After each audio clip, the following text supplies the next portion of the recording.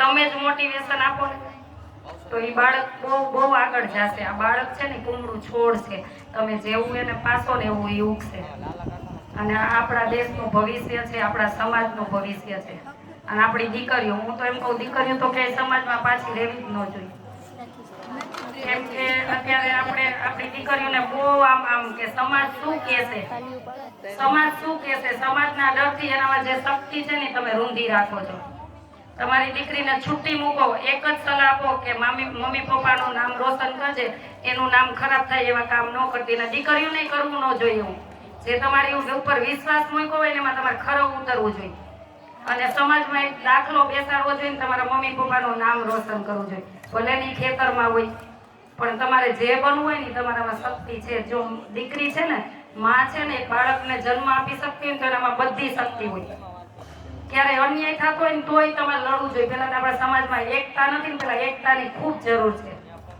એકને અન્યાય થયો તો બધાને દોડીને પહોંચી જ જવું જોઈએ. ત્યારે વાડામાં હોવું જ ન જોઈએ. આ એક ગામડે ગામડે એક છે ને, આ તમારે સંગઠન બનાવવું જ પડશે, આજ નહીં તો કાલ.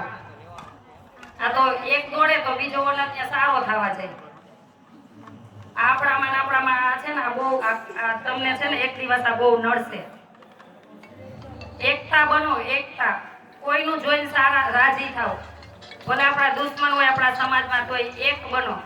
એક બનશો ને તો કોઈ તમારું આમ આંખ ઉઠાવી નહીં જોઈ શકે. એ અત્યારે નહીં, પણ તમારા બાળક મોટું થશે ને ત્યારે તમને ઘણો અનુભવ થશે.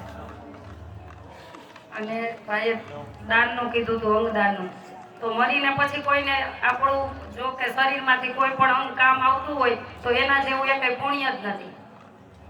આપી જ દેવું જોઈએ ને, કઈ જ દેવું જોઈએ કે હું મરી જાઉં પછી આ આપી જ દેજો. મારામાં કઈ અંગ કોઈને શૂટ થાય, સેટ થતું હોય તો આંખું હોય, પગ હોય, હાથ હોય, જે કિડની હોય, હૃદય હોય, એ આપી જ દેજો.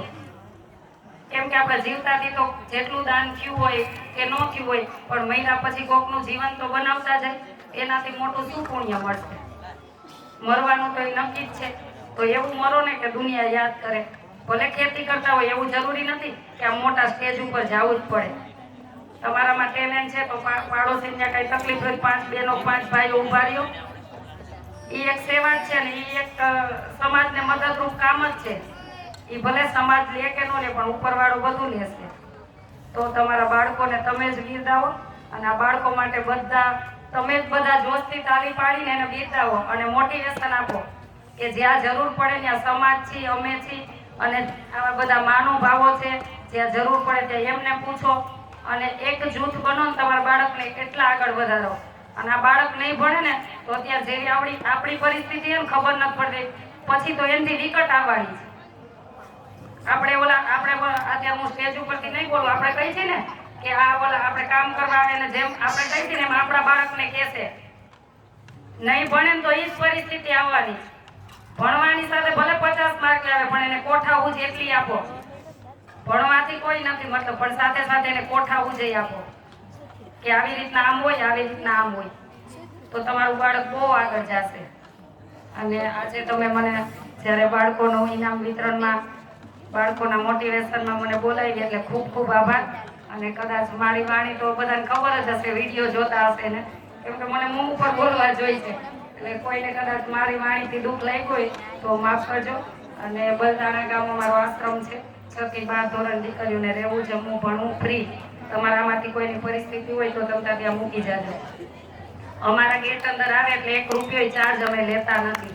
તો કોઈ આપણા સમાજની દીકરીઓ હોય કે કોઈ પણ સમાજની, 18 વરણમાં કોઈ પણ સમાજની તમારા આસપાસ ગામમાં હોય ને તોય કહેજો. આપણી અત્યારે એડમિશન ચાલુ જ છે. હવે સંખ્યા ફૂલ થઈ ગઈ, પણ હજી 12 દીકરીઓની જગ્યા છે. એ 12 દીકરીઓમાં તમારા ધ્યાનમાં હોય તો આપણી ત્યાં મૂકી જાજો. 6 થી 12 ધોરણ 1 રૂપિયો ચાર્જ નથી. અને એ દીકરીઓનું આપણે બધા સાથે મળી અને ઘડતર કરી. આશ્રમ હું ચલાવું એટલે મારો નથી, આપણા બધાનો છે. આ તો વ્યવસ્થાના ભાગરૂપે હું સંભાળતી હોઉં છું, પણ તમે બધા મુલાકાત લેવા આવજો. અને આપણા બધાનો જ આશ્રમ છે. અસ્તુ. જય સ્વામિનારાયણ. હેલો, પાટીદાર સમાજ કેળવણી મંડળ પણ